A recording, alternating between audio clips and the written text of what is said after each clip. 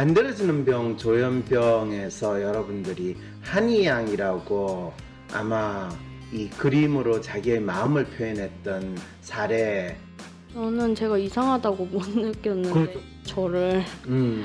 신들렸거나 미쳤거나 돌았거나 오빠 밥 좀 사주시면 안 돼요? 본인 손 들고 눈알 들어가는 거 본인도 내 마음 나도 몰라 지금 이 상황이 있다는 거죠.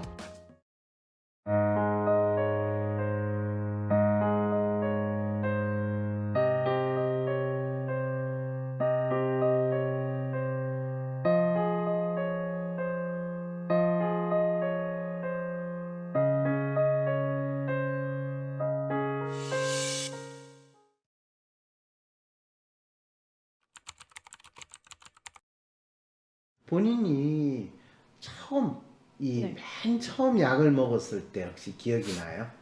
네. 그 언제예요? 2017년도 5월이요. 2017년도 5월.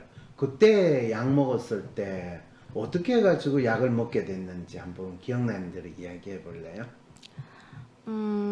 일단 의상학원에 다니고 있었는데 네. 선생님들이 절 이상하게 보시는 것 같더라고요. 이상하게 본다는 게 무슨 말이에요? 저랑 한 2년 정도 보셨으니까 선생님들은 제가 학원에 지각도 많이 하고 과제 제출도 늦게 하고 그러니까 절 이상하게 보셨던 것 같아요. 나는 정상인데 너 이상한 것 같다. 그렇게 약간 장난식으로 얘기를 하시더라고요. 네. 어떤 그냥 선생님이 저보고 물건을 이거 어딨냐고 물어보시는 거예요. 물건이 어딨냐? 네. 네, 물어봤어요. 그래서 그걸 막 찾아야 될 것 같고 그래서 막 찾았어요. 찾았어요. 아니 찾은 게 아니라 찾기 시작했는데 본인이 찾지는 못하고 찾지는 못하고. 선생님이 제가 막 우니까 너 병원에 한번 가보는 게 어떻겠느냐 이래가지고 아니 본인이 운다고 병원에 가라고요? 그런데 병원에 갔더니 어떻게 됐어요?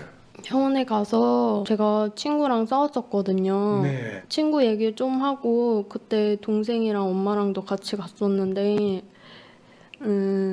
동생이 막 이제 꼰지르더라고요. 의사분한테. 꼰질른다는 게 무슨 말이에요? 제 생활 습관, 그러니까 생활하는 모습이라던가 그런 것들을 다 이야기를 했어요. 동생이 의사 선생님한테 네. 언니는 늘 잠도 제대로 늦게 자고요. 네. 아침에 늦게 일어나고요. 학원에 늘 지각하고요. 그리고 집에 생활도 제대로 안 해서 엉망으로 늘어놓고요. 네.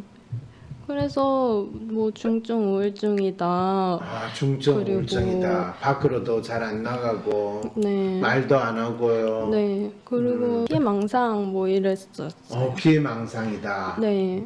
그냥 동생 이야기만 듣고 뭐 동생 이야기랑 제 얘기 조금 듣고 해서 하더니 그냥 중증 우울증. 중증 우울증과 피해망상. 네. 그렇죠. 그런 다음에 약을 처방을 해줬어요. 네, 그때 제가 제 스스로 막 신들렸다고 생각하고 막 그거를 의사분이 아셔가지고 약을 처방해줬는데 본인이 의사 선생님한테 선생님 저가 신들린 것 같아요. 그 동생이 얘기했었어요. 자기가 신들렸다고 얘기한다고 그렇게 얘기했던 것 같아요, 제 기억에. 동생이 우리 언니는 자기가 신들린 것 같다고 이야기하고 학원에서도 그래서 물건 찾으라고 그러면 언니한테 물건 찾아라고 이야기해요. 이런 이야기를 다 동생이 해줬다는 거네요. 그거는 얘기 안 했던 것 같아요. 그래요? 네. 그런데 왜 내한테는 지금 학원에서 물건 찾으라는 이야기를 지금 해주고 있어요? 그때 그랬으니까요. 그런데 의사한테 찾아갔을 때는 그런 이야기는 안 하고요. 네, 왜냐면 저를 정신병원에 집어넣을 것 같았거든요. 뭐라 그러셨냐면 약 안 먹으면 더 큰 병원 갈 거라고 겁을 주셨거든요. 그래서 진짜 그 더 큰 드라마나 영화에서 본 그런 데 들어갈까 봐 무서워서 얘기를 안 했어요. 그래요? 네. 그래서 그냥 얘기 안 하고 그렇지만은 중증 우울증이고 피해망상이라고 해서 약을 처방해 주는 거는 받아서 먹기 시작을 했다는 거예요. 네. 그리고 그 약이 구체적으로 어떤 약인지는 지금 기억은 안 나고요. 네. 무슨 약인지 찾아볼 생각을 안 했어요. 찾아볼 생각 알고 싶지도 않아요. 네. 그래서 그 약을 얼마나 오래 먹었어요? 처음에 한 달 먹다가 너무 괴로운 거예요. 약을 먹으면 괴로워요. 네, 막 감정이 없어지고, 막 진짜 막 예전에는 막 아이돌 같은 거 보면은 너무 신나고 재밌고 그랬는데 그걸 봐도 아무런 감흥이 없는 거예요. 그래요? 그게 너무 괴로웠어요.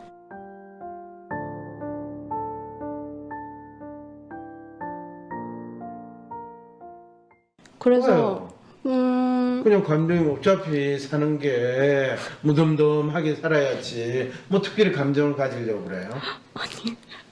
그냥 괴로웠어요, 그게. 재밌게 하던 게 없어졌을 때, 그러니까 내가 취미가 드라마 보는 거예요. 그런데 어느 순간부터 드라마를 봐도 막 재미가 없는 거예요. 왜냐면은 내가 사람이 에너지가 있어야 그 등장인물에 이입을 해서 같이 울고 웃고 막 화내고 막 이럴 수가 있는데 내가 지치니까 거기 이입을 할 수가 없는 거거든요. 그런 식으로 만화, 영화, 음악 뭐 마찬가지입니다. 재밌게 하던 게 재미가 없어지면 검사 받아봐야 되는 거 아닌가라고 생각하시고 병원에 편하게 찾아와 보셨으면 좋겠습니다. 근데 어쨌든 정신과에서는 약 처방만 하는 게 아니거든요. 그 환자분들의 이야기를 듣고 거기에 맞는 처방을 내리는 곳이라고 좀 바꿔서 생각을 해주시면 좋을 것 같아요. 약을 먹는 게 엄청 괴로워요. 저는 감정이 사라지면 편할 줄 알았죠. 그러게요. 근데 그게 아니더라고요. 그래서 너무 괴로워서 저가 병원에 안 갔어요. 병원에 안 갔어요? 네. 한 달 정도 약을 먹고 네. 내가 감정이 그냥 없어진 것 같고 네. 그 다음에 뭐 다른 괴로운 거는 없고요? 그냥 감정 없어지고 막 무감각해지고 무감각해지고 네, 그런 거 말고는 일단 잘 좀 모르겠어가지고 멍해지는 것은 어땠어요? 멍하기도 했어요. 멍하기도 하고 그럼 그때는 학원은 갔어요? 약을 먹으면서? 학원을 조금 갔던 것 같아요. 한 일주일 정도 갔던 것 같고 회사에 면접을 보고 회사를 다니기 시작했어요. 회사를 다니기 시작했어요? 네. 약을 먹으면서 회사를 다니기 시작한 거예요? 네. 그랬어요. 회사 생활 그럼 약 먹으면서 무덤덤하게 회사 생활을 하면 좀 회사 생활은 편했겠네요. 아니요. 아니었다고요? 편하다고는 못 회사 생활 그럼 약 먹고 회사 다니는 생활은 어땠는지 한번 이야기해 줄래요? 일단 저는 그게 약 때문이라고 생각을 못 했는데 그렇죠. 점심시간만 되면은 네. 막 엄청 먹었어요. 식욕이 막 땡겨요? 네. 아니 다른 감정적인 그런 거는 별로 안 느끼는데 네. 먹을 게 있으면 막 네. 먹기 시작하는 그런 맞아요. 아. 그래서 점심시간만 되면 진짜 미친 듯이 막 먹었던 것 같아요. 그럼 살이 뽕뽕뽕 쪘겠네요. 네, 그리고 움직이기가 싫었어요. 움직이기가 싫어지고 맞아요. 네, 움직이기가 싫어서 의자에만 앉아 있었고 싶고. 그때 그럼 한이양은 살이 몇 킬로 정도 쪘어요? 그때 몸무게를 안 재가지고. 안 쟀어. 그렇죠. 재면 너무 힘드니까 차라리 안 재고 지내는 게 낫죠. 맞아요. 네, 그래서 몸무게. 그래서 회사 생활을 얼마나 오래 했어요? 1년 다녔어요. 1년 다녔어요? 네. 1년 다니다가 그러면 무슨 일로 회사를 그만뒀어요? 우리 부서랑 다른 부서 사라진다고. 회사가 망했다는 거요? 네, 거의. 그래서 그렇군요. 사라진다고 해가지고 권고사직을 했어요. 그렇군요. 그때도 약을 먹고 네, 그때도 계속 약을 먹었어요. 그리고 이제 권고사직 당하고 집에 있게 됐겠네요. 네, 그러면 또 집에 있으면서 약도 또 먹고 계속 약을 먹었어요. 그러면 살은 어떻게 계속 쪘어요?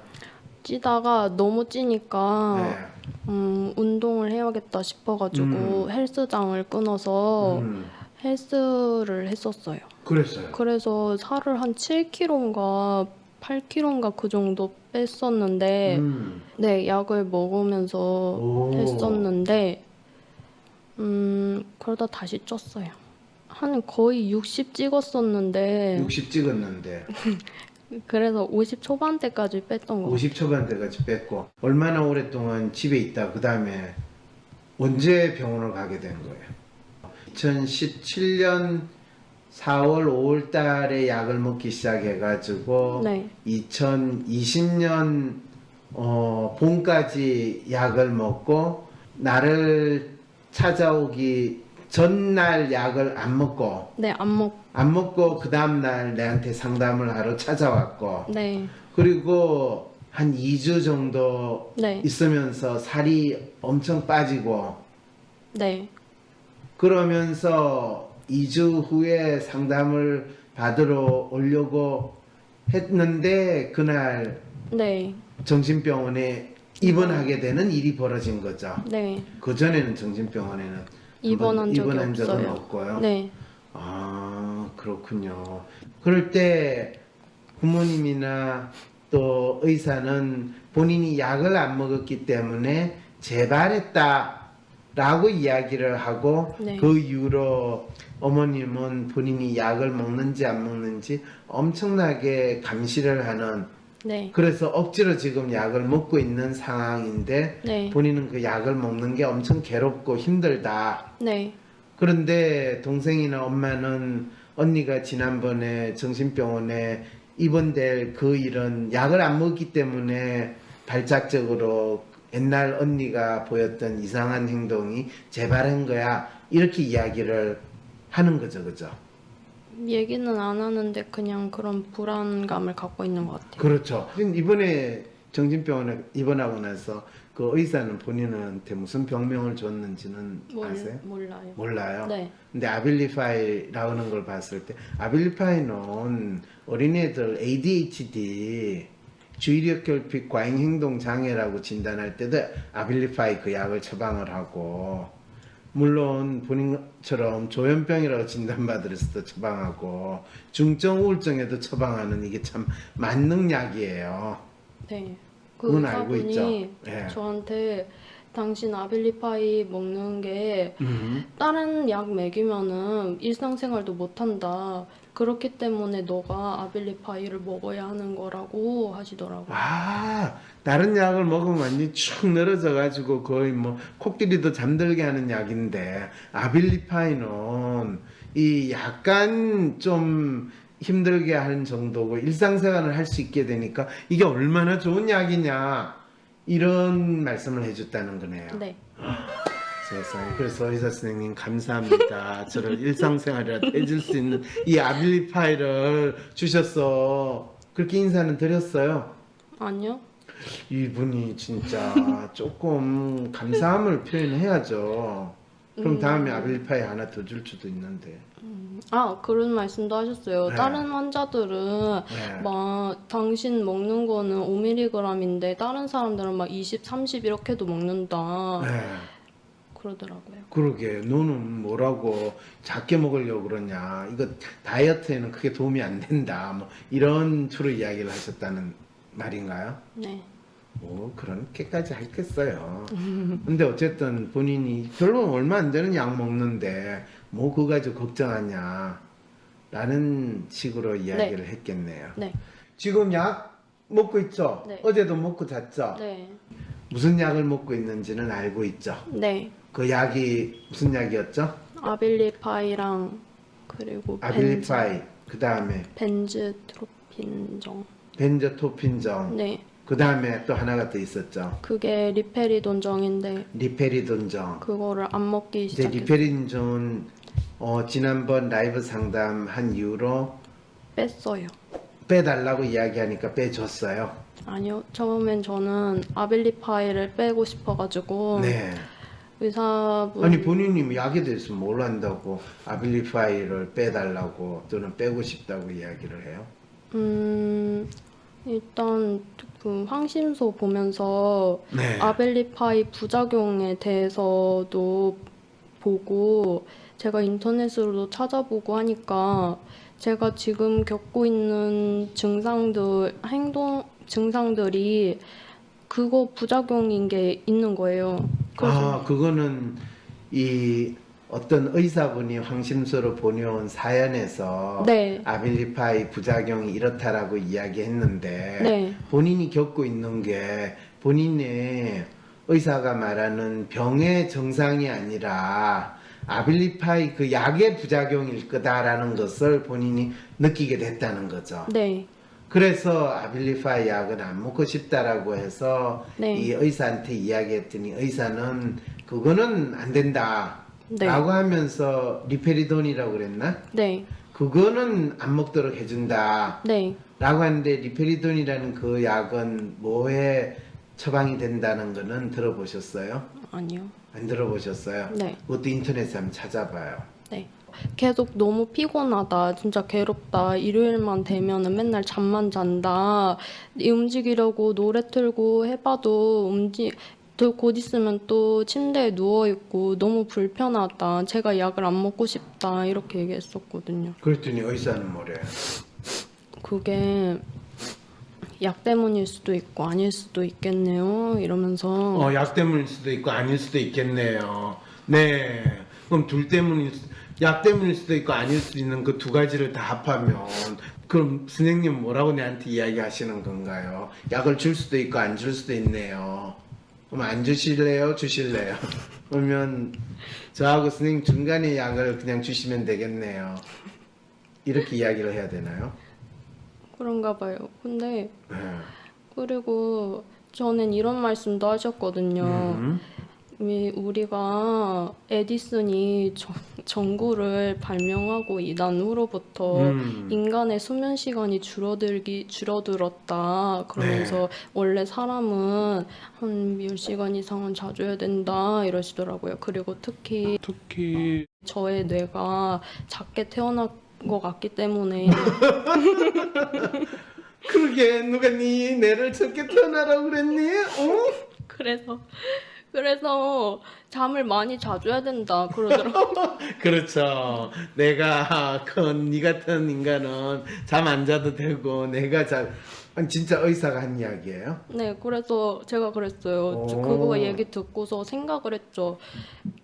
근데 그러면은 다른 사람들은 다 21세기에 살고 있는데 저만 에디슨 이전에 살라는 그렇죠. 말씀인가요? 오, 훌륭한 질문이네요. 그래요. 그랬거든요. 네. 그랬는데 아무 말씀 안 네가 하시더라고요. 생겨 먹은 게 그러니까 그렇게 살아야지. 너 혼자 19세기, 20세기에 살아. 다른 사람 다 21세기에 사는데. 아이고, 그 의사 선생님도 얼마나 힘드셨으면 네. 그런 뜬금없는 에디슨 이야기까지 했겠어요. 네. 그러게요. 에디슨 선생님 본인이 전구를 발명을 안 했으면 사람들은 촛불 아래에서는 더 많이 잤을 텐데 이런 네. 그래가지고 결국에 어쨌든 무슨 페리돈인가는 그 약은 뺐어요. 빼줬어요. 네. 약을 이제 빼고 먹으니까 어때요? 조금 나아지는 부분이 있어요? 2021년을 성공의 해로 만들고 싶은 분들을 위해 준비했습니다. 코로나로 폭망한 2020년은 보내고 2021년 인생의 성공을 만들고 싶다면 2021년 성공 프로젝트 캠프에서 황상민 박사님과 함께 개별 맞춤 새해 목표를 설정하고 실천 방안도 얻어가세요. 내년 새로운 도전이나 삶의 전환을 앞두신 분, 코로나로 인해 변화된 세상에서 진로가 고민이신 분, 새해가 걱정되고 계획을 세워도 작심삼일로 끝나시는 분, 그리고 이런 분들이라면 누구나 12월 19일 캠프에서 만나요. 이번 캠프에서는 황상민 박사님의 조언에 더해 참가한 모든 분들께 WPI 상담 코칭 전문가가 개별적으로 심도 깊게 WPI 프로파일을 해석해주고 황 박사님이 주신 솔루션에 대해 세부적인 코칭도 해드립니다. 심지어 엑스트라 옵션인 팔로우업 서비스를 추가 신청한 분들께는 캠프가 끝나고도 1, 2, 3월 매월 1회씩 총 3회 WPI 상담 코칭 전문가가 새해 계획과 실천에 대한 팔로우업 코칭도 해드립니다. 다가오는 12월 19일 2021년 성공 프로젝트 캠프에서 나에게 맞는 새해 목표를 설정하고 실천 방안도 받으셔서 성공적인 2021년을 만들어 보세요. 2021년은 당신의 성공이 시작되는 해가 될 것입니다. 신청 문의는 위즈덤 센터. 뭔가 매일 불안하고 나도 알 수 없는 내 마음. MRI 찍듯이 내 마음을 볼 수 있다면 좀 마음이 편해질 것 같은데. 그렇다면 내 마음을 알려줄 마음의 MRI 검사, WPI 검사를 해보세요. 매사에 불안하고 쉽게 상처받고 걱정 많은 나를 위해 마음을 알려주고 치유해주는 WPI 검사를 해보세요. 검사는 황상민의 심리연구소 사이트에서 하실 수 있습니다. 대한민국 대표 심리상담가 황상민. 누구나 쉽게 자신의 마음 정신 건강을 확인할 수 있도록 직접 대면하지 않아도 언제 어디서든 인생 상담을 받을 수 있게 온라인 상담을 진행하고 단순히 들어주는 상담에서 그치는 것이 아니라 고민의 근본적인 원인을 파악하여 내담자가 원하는 삶을 향해 나아갈 수 있도록 내면의 힘을 키울 수 있는 해결책을 제시합니다. 마음 정신 건강 주치의 황상민 박사님께 온 오프라인 심리 상담을 받아보세요. 한 사람에게 딱 맞는 고민 해결책과 건강한 마음과 정신을 회복하는 심리 처방전을 제공합니다. 영어로도 상담이 가능하니 언어의 장벽을 넘어 누구나 상담소의 문을 두드려 보세요. 상담 신청 문의는 위즈덤 센터